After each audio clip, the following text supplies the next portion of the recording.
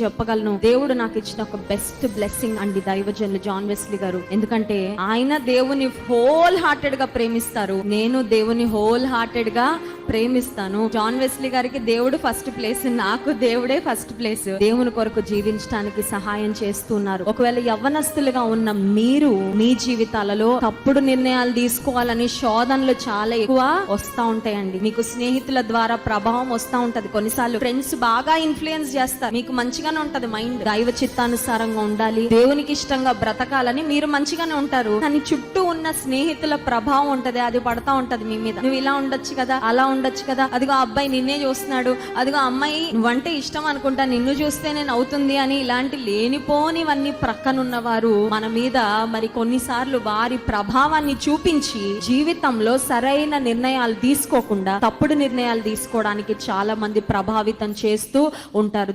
ఈ రోజుకి నేను చెప్పగలను, దేవుడు